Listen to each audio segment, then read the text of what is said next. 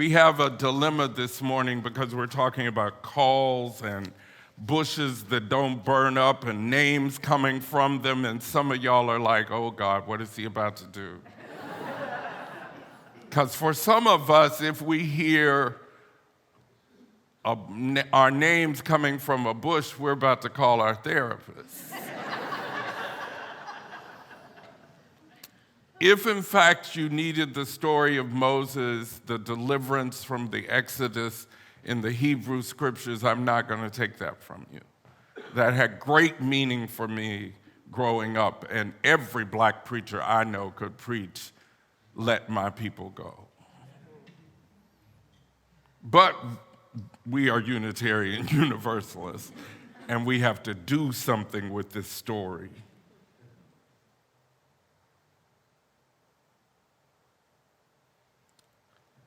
See, part of the story that I like is that before Moses gets to all the technical stuff, the voice, the angel, the bush, or whatever stops him and says, wait a minute. You're on holy ground. Take your shoes off. In your order of service that y'all all wrote, I didn't. You said this was sacred ground. Why y'all got your shoes on? Not holy because an angel is talking to us from a bush, but because we have congregational polity and we believe in what we can come up with together is more powerful than what we can do alone.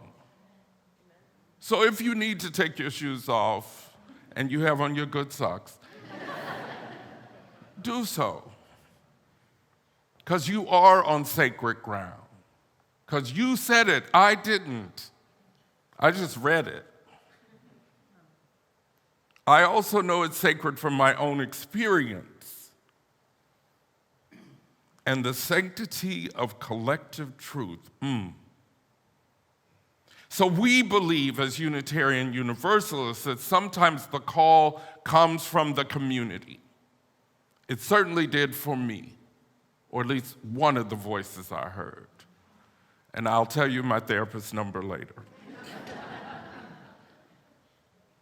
Because, like some of you who grew up Episcopal and Catholic and Methodist,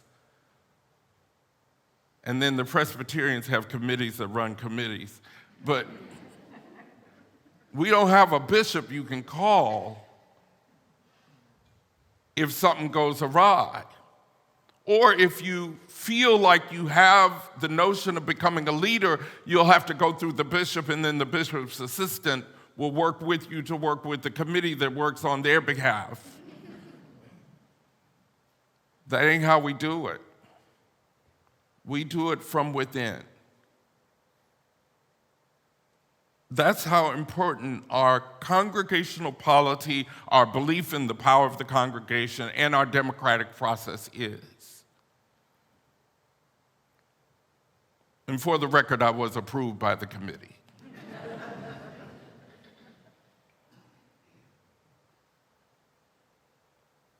Making the ground holy enough that maybe we should be barefoot.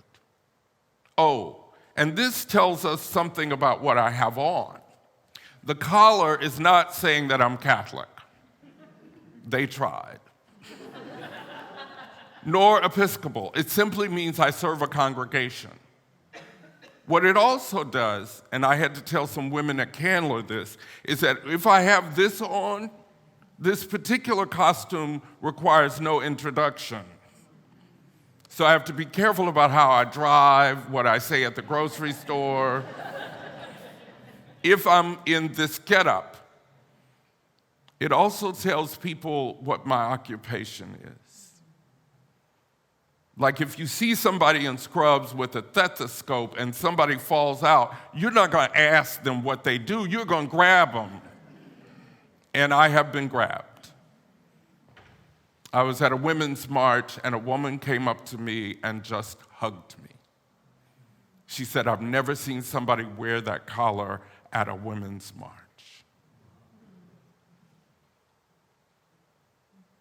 These calling things are pretty profound and important. it says something about clarity. I'm wearing the stole because y'all ordained me. Some of you can bemoan that right now, but you did. The stole means I'm ordained.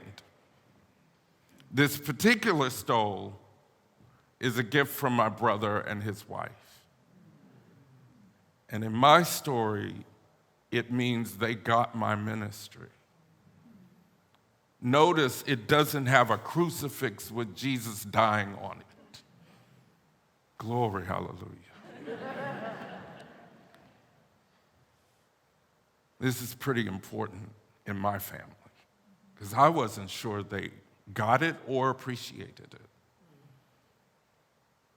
When I opened the box, I cried.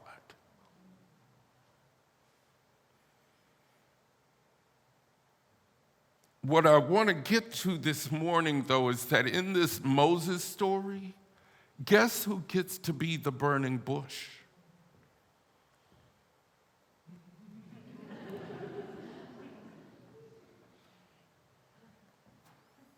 Now, some of y'all got nervous because y'all thought I was going to say, well, you're Moses. And some of you are. We have a whole committee looking for Moses. But many of you are the burning bush. You've seen something in somebody and you had to go up to them in coffee hour or at a meeting that went on a little too long and say, you know what, I think you would be good at. I think we need you for. I'm not feeling so good about, and could I talk to you? That's how simple this call thing is. It doesn't have to be as big or as exciting as the bush speaking to you and the sandals coming off and, It didn't happen that way all the time for me. I would be lying if I didn't say I had some of that. And because I'm a little hard-headed, just a little bit, it took a funeral, 2 congregations, and 3 strangers to get me to accept my calling. The funeral was for Jack Smith, a renowned member of CDC, who had also been an out gay man when few gay men at CDC were out, and he helped push through a lot of those stuff that they did around HIV and AIDS and many other things, and Jack was, shall we say, financially comfortable. And his home church was Oakhurst Baptist. And I am very good friends with Jack's former partner or surviving partner, Terry. And so I went, and Reverend Lanny Peters, who is now retired, because they contra-danced with Jack and Terry at Jack's memorial, the Southern Baptist minister, Lanny Peters, got up. And in the social hall downstairs where Baptists can dance, they turned on some music, and Lanny and his wife and Terry started dancing. And I went home that evening, and you have to be careful about the bathroom, because that's where sometimes the bush talks to you, or in the shower. I'm getting ready, and this thing says, well, you can do that. And I literally said, who?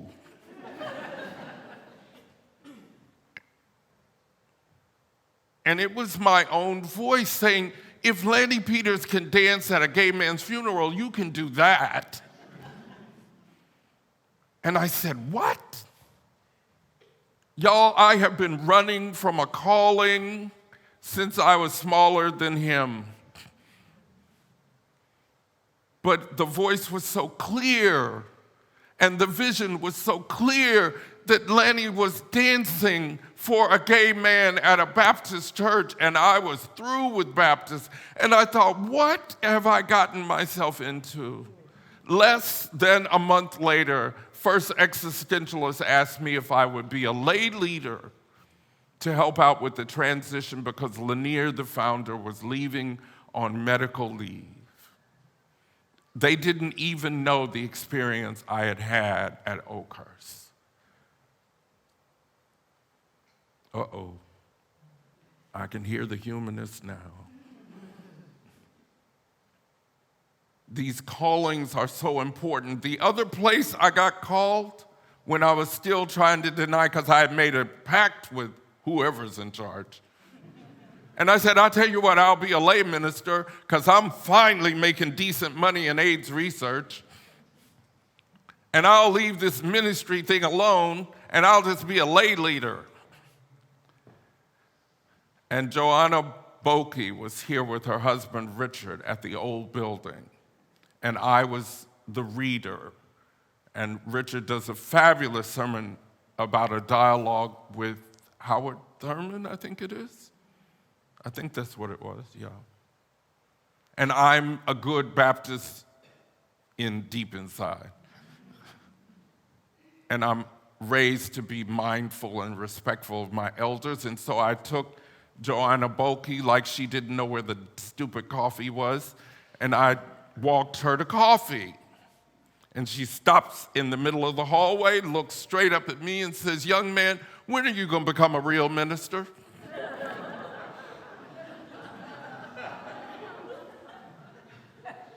You know, that's when you want to take a water hose to the burning bush. Like, really? I don't even know you, lady. I'm trying to get you to coffee. But she saw through it. She was clear. And what could I do? She didn't even know me.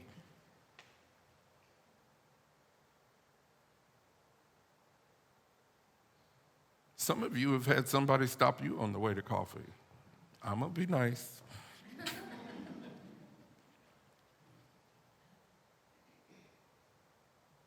This affirmation about what you might be called to do is important. But if you're not Moses, and if you're not the bush, then please don't get in the way of somebody else's calling. The other folks in this story are the folks Moses was concerned about. Well, what if they don't believe me? And then there's all this stuff that they put in the story to prove that Moses was who he was. And he said, the voice told him, "Tell him I am who I am." What if we use that strategy? Well, what exactly is Unitarian Universalism? Well, we are who we are.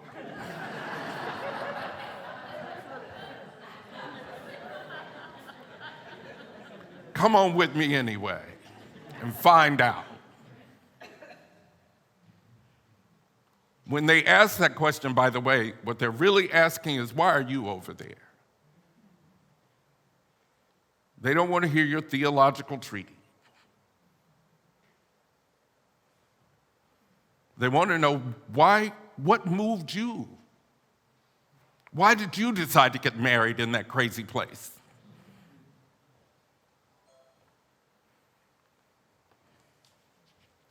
Also, Moses has some issues.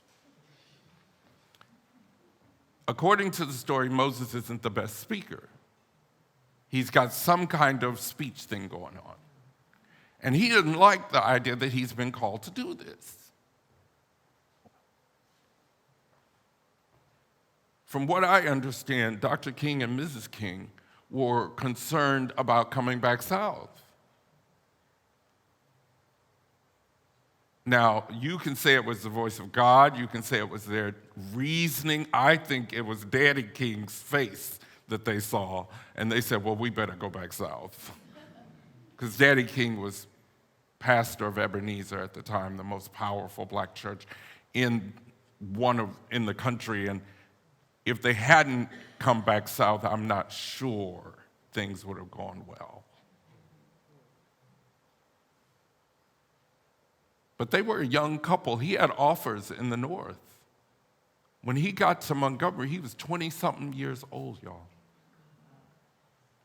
Not the 30-something-year-old one that says, if you get there before I do, I may not make it there with you. That's an old, battered, and bruised Dr. King.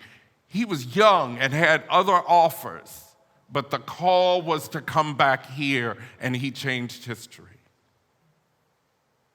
Did you know that Harriet Tubman had epilepsy from an accident? She was hit on the head by one of the masters as a child. But something said, let my people go. One of your teachers, your favorite teacher, thought about doing something else for a living. And they felt the call to education, which has to be a call. Whenever you would walk into a room with 30, let me be nice, staring back at you, and you have no idea where they came from or what they did at home or whatever is going on, and you say, hi, I'm Mr. So-and-so, I'm Miss So-and-so, I'm here, I'm your teacher. That's gotta be a calling.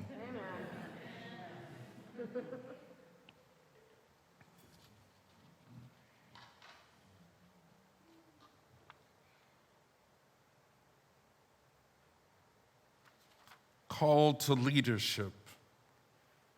And Duncan, where's the power in this story? The power is in your response.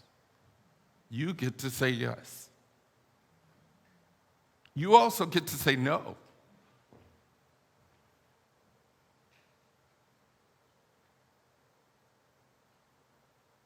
If you don't go down the track that was meant for you, your life is not the same. I can tell you.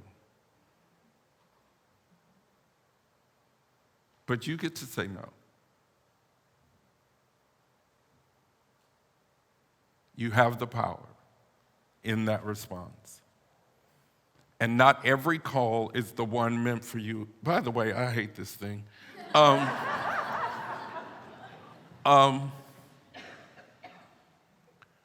When I got to Emory and I had to take clinical pastoral education where you stick a minister in a hospital with a little bit of training and you have them be a chaplain.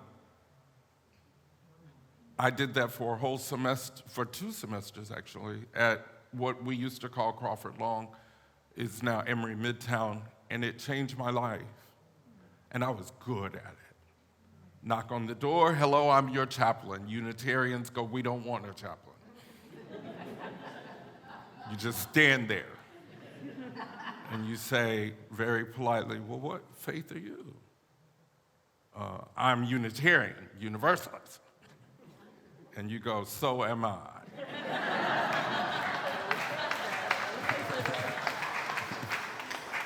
And then an hour and a half later, you might get out of the room. But when I left that experience, I was curious because I could have gone into chaplaincy. And y'all, it was so clear that it was wonderful, it was good, I was good at it, and it was not what I was called to do.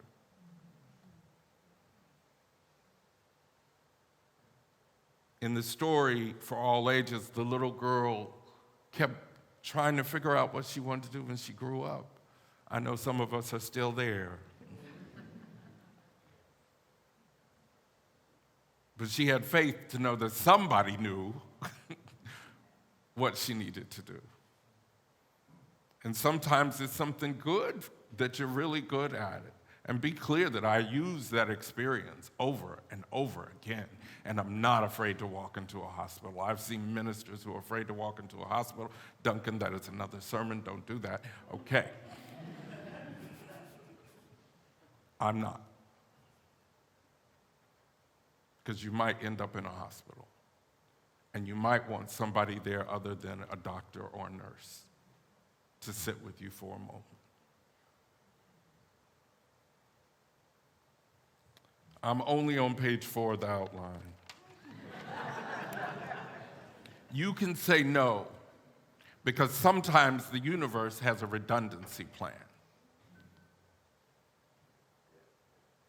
Stars twinkle out, and they're replaced by other stars.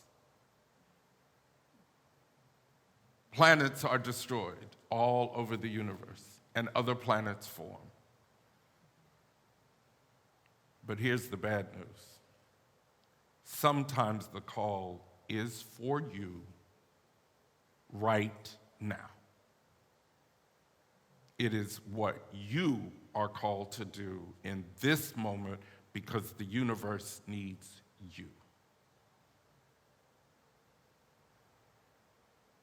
There was another woman, a young woman, African American, who had been kicked off a bus in Montgomery. She wasn't the one. If they had tried to use her, there wouldn't have been no bus boycott, y'all. Maybe now she would work. She was young, she was pregnant. And what she told that bus driver, I can't say up here. We had to have a seamstress with a plain hairdo and respectable.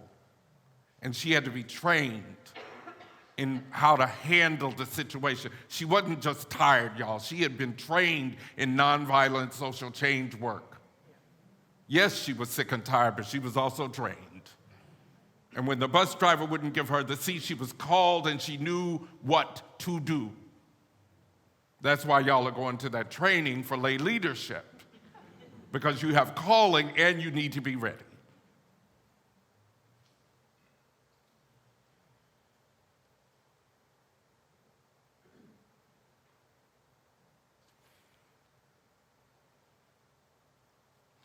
I have one other little story, because sometimes calling puts you in a place where folks are going to come after you,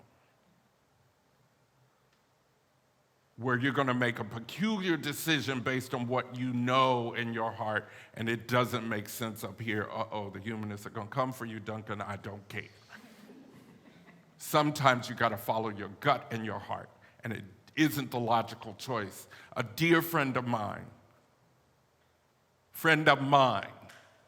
for the plot line, was in a predicament, a horrible predicament. He needed saving.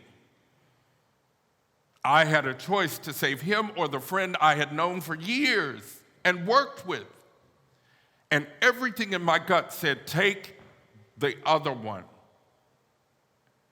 Take the problematic one. And I'm like, really? And okay, I don't argue with the voices much anymore, y'all. I have a good therapist. So I took the one I didn't know into our home, got him well, got him in a job that paid better than I got him in an apartment. Anyway, he was doing so much better than I had been at the same point in my life. His mother came down to help support us, to thank us for taking care of her baby, who was 40 years old. At some point, the mom and my husband, David, are at the table. They're talking. They start talking about family stuff. Do you know they found a common ancestor? I followed my gut because it turned out he wasn't my friend. He was my husband's cousin. This calling thing means that you're going to go sometimes the different way because you're called to leadership. And leadership means that everybody doesn't agree with you. By the way, that half of the room doesn't agree with y'all. Somebody's going, well, why did Nick direct the choir that way? And it's okay, because guess what? You're the choir director today.